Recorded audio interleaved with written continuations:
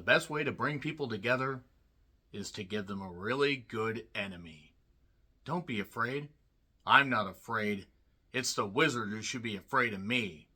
Because no wizard who ever was or is will bring her down. Wicked is a long-awaited film adaptation of the mega-popular musical called Wicked. I know, how utterly shocking they would go with such a simplistic title. And if you don't know the theme of Wicked, it tells the story of the Wicked Witch of the West and Glinda, the Good Witch of the North, that were popularized in The Wizard of Oz. I know, if you didn't know that, then I really don't know what to tell you, because this film came out all the way back in 1939. I recently retro-viewed it. It still holds up. Great color, great insanity. Just really, they had to be on copious amounts of drugs when they were on this particular set. But that being said, yes, Wicked, a film that had so much advertising. It got to the point where I didn't even want to see the word Wicked, and where I was just hearing it in a Boston accent. If you get it, then you get it.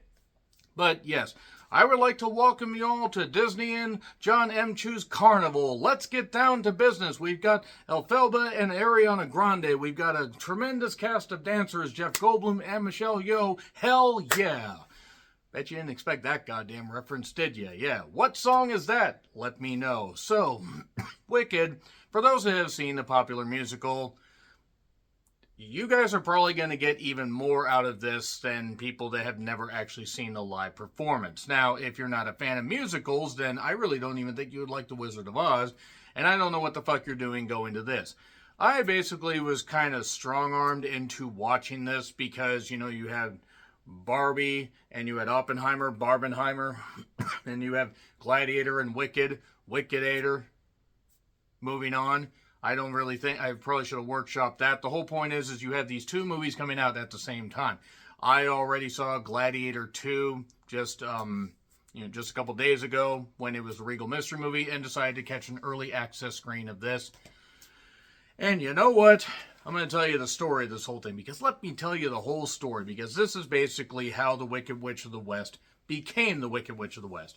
You have Elphaba, Cynthia Erivo, who I do have to say, tremendous singing voice in this. Really, really good. I think I've seen her like maybe one or two other projects. She really sells the whole thing on being a troubled green-skinned Ute that just wants to be accepted. We see her origin story literally from birth and to being a young girl and then showing up at Shiz University. No, really, that's what they call it. That was a choice. But you do also have Glinda, played by Ariana Grande. Ariana Grande, by the way, tremendous pipes. Great, just great singing voice. She's very talented. She really is very appreciative of her fans and really does seem down to earth and genuine. I do also want to say here she plays a great disingenuous bitch that really just is so prim and proper and perfect and everything, but she wants more. Because when you're raised like that, you want more. And the movie basically focuses on these two particular people with other performances like by Fierro, Jonathan Bailey, and then you also have the Wizard played by Jeff Goldblum. You have Madame Morrible played by Michelle Yeoh. I'll call her Madame all she wants. That's another story for another day. You do have Peter Dinklage. Short people got no reason. Moving on. And Marissa Bode, who actually plays the sister of Elphaba. Or Elphaba. Elphaba. It's like, it sounds almost like a creature from the world of Ruin in Final Fantasy 3/6.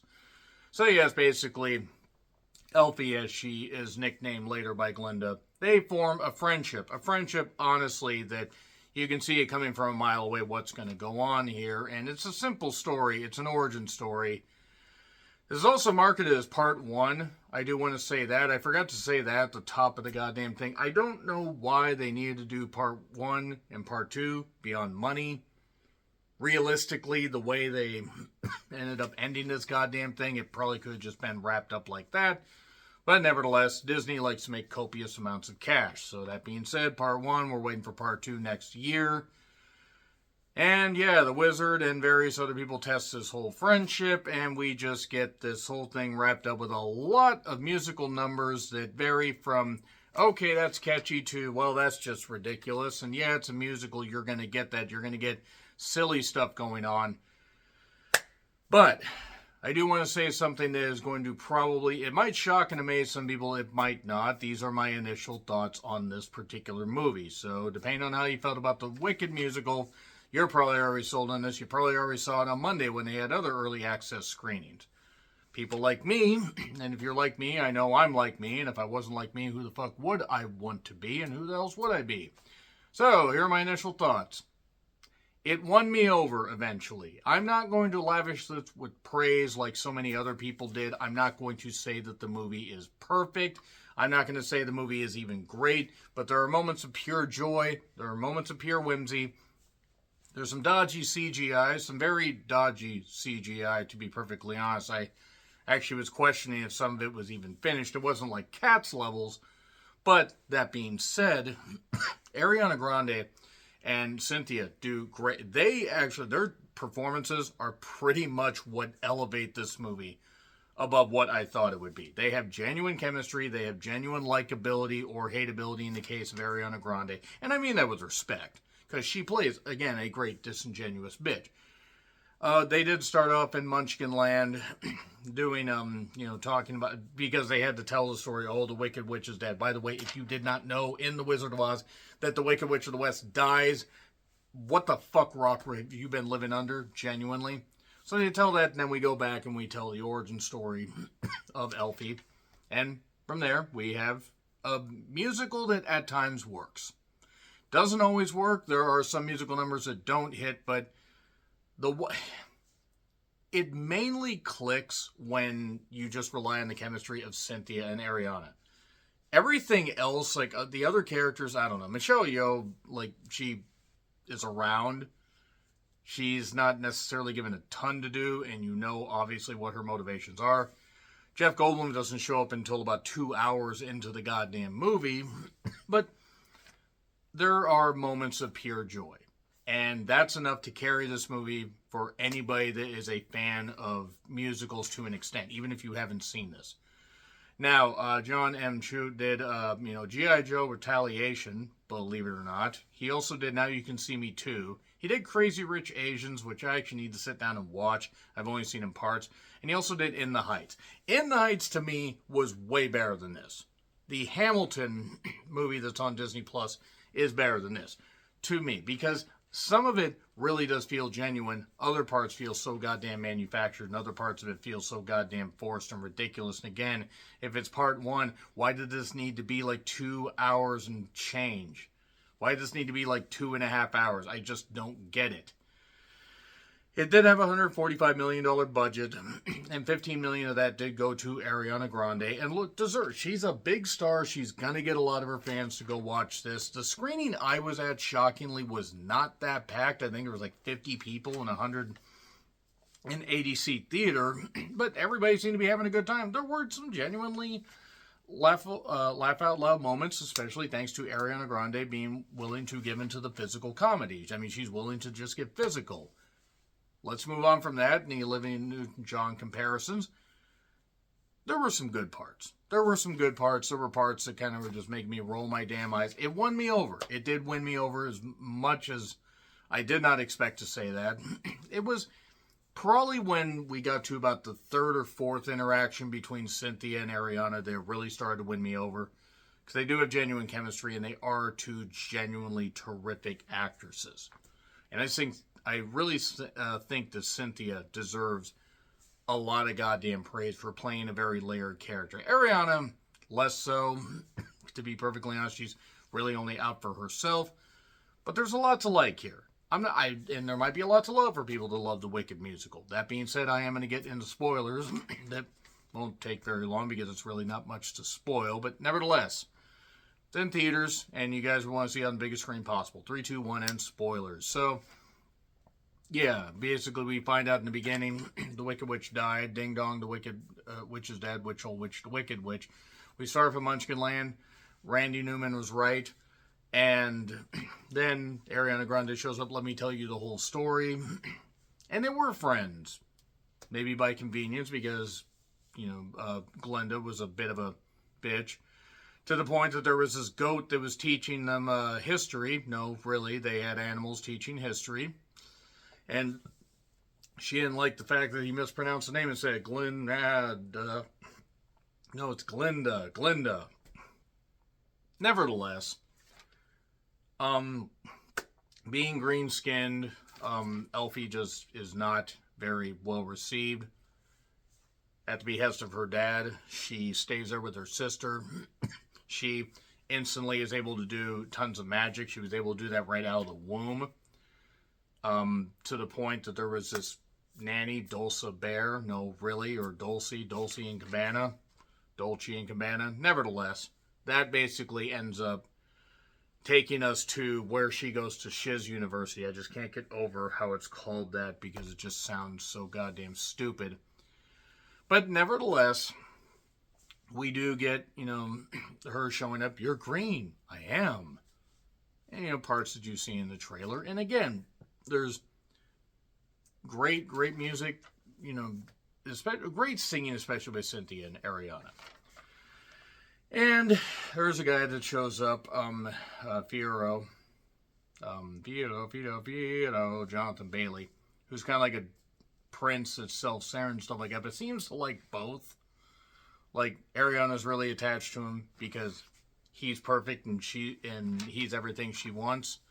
There's also a guy from Munchkinland that I kept wanting to call Beck. He doesn't have two turntables and a microphone. He kind of... A lot of these characters intermingle and stuff like that, but really from the very beginning, getting out of the womb and doing magic because she's frustrated because her parents didn't want her. Yeah, that kind of sets the tone for her just wanting to be accepted. And if somebody had just managed to bother to accept her and not deceive her, then maybe we wouldn't have a Wicked Witch of the goddamn West. We also wouldn't have had the Wizard of Oz, and nobody's house would have fallen on a witch. But nevertheless, we end up seeing stuff play out where Ariana, and her have some good musical numbers. There's like one where they're in the room, and she was promised a private suite, but then there's like, this talk of like this particular history book, this like, old thing that the wizard was able to read. And maybe that, maybe like, there's this ancient like magic book that the wizard, when the wizard arrived, he was able to conjure up this stuff. And that's why he is the leader of this whole thing. Also, there's a subplot about animals being silenced because they're tired of being picked on. There's a lion cub that's in a cage that's eventually freed. Gee, I wonder what that's going to end up leading to. And nevertheless, Elfie just wants to do good. She just wants to do good, but every time she does good, she basically feels like she's being used or being judged for her skin and all that and everything. And she's always at the center of this stuff. Even though she's trying to do good, she's not seen as good. And eventually, the question's asked, are people, born wicked, or is, are they made that way? Like, are they bullied into being that way? Like, are they genuinely good people that are just beaten down so much that they feel that they have no other way to react? It does kick into gear in the second half. I think 20 minutes of this could have been trimmed because, again, part one. But when it kicks into the part where really we get like a dance and we get like this kind of stuff, we get like, these kind of emotions, and we just get Elfie doing some stuff. And Ariana Grande joins her because she realizes, there is a genuine person there, even though she does again have ulterior motives. There's some good stuff there. They do eventually, they form a bond and everything. Michelle Yeoh is trying to get the wizard to pay attention to the fact that Elphaba basically is, this person that he's been waiting for. She gets invited to the Emerald City. She gets Glinda to go with her. It's like, oh no, I don't want to interrupt your moment. Oh wait, I'm coming. Because again, she's out for her own goddamn self. They get there. The wizard's doing like, this crazy thing, like this giant, like Imhotep-like head. And we get more musical stuff. I'm not going to go over every single musical number. Jesus Christ, will be here all day. But then he realizes, hey, wait a second, you don't need this weird animatronic giant, head. I'll just talk to you and everything. And oh, wait, look, here's this convenient book that I was able to read from, but why don't you read from it and see what you can do? Hinting basically at what we know and what Elphaba points out. Hey, wait a second, I can read from this. There are these monkey guards around here, and one of the monkeys apparently watches birds and really, really is fascinated by birds. Gee, I wonder what's going to happen there. They turn into flying monkeys, by the way, just in case you didn't get it. And now she has cursed them. But she realizes, hey, wait a second, wizard, you read from this. You can't because you don't have any real power. No, that's why I need you. And then all the stuff's revealed that we kind of already knew, because whether you had seen the trailer or not, it's the goddamn, it's a goddamn origin story. So naturally, she's tired of being twisted and everything, twisted around, has her own actions twisted around, and she decides to try and she takes the book and decides to escape with Glinda. They try to get out through the, through the roof where the wizard has his hot air balloon. That doesn't work. That ends up getting, catching fire because it's a hot air balloon and it gets pricked. And now they're basically having one final stand, and Glinda's trying to get her to, agree. And, Madame Morble, again, I'll call Michelle Yeoh Madame all she wants. Moving on from that. She's like, don't let her get away, this wicked witch. And then the guards are showing up and they're just ramming the door. This does not look like they're ramming the door. But she ends up trying to basically do the monkey wing thing, but she doesn't give wings to herself. But she gives power to the broom that she put in the door. And then she's about to take off, and she really wants to defend Glinda because Glinda's being captured. And she's like, no, I'm the one you want and everything. And then she realizes that Glinda was doing this stuff kind of to just get her own, basically get her own power and be greedy. And also the fact that, basically like, Elphaba is tired of being used and everything, and basically says no wizard that ever was or is will bring me down. She starts flying around and everything. And now the idea is she is going to curse the land of Oz. Due in large part to the fact that the wizard's kind of a full-on dick and a liar and a charlatan. So that takes us to part 2. Part 2 will be coming out, I assume, next year 2026. I'm not entirely certain. B. Yeah, B. I'll give it a B. It's not the greatest movie, but it has the strength of Cynthia and Ariana Grande's performances and their chemistry helps elevate that with this movie that at times is energetic and at times feels like a bit of a slog. So I'm going to give it a B. Not perfect, but it is what it is. Let me know your thoughts in the comments. Like, share, subscribe, Twitter handle in the description, Letterboxd and Blue Sky handles in the description as well. I'm John Rithlin. I'll see you soon.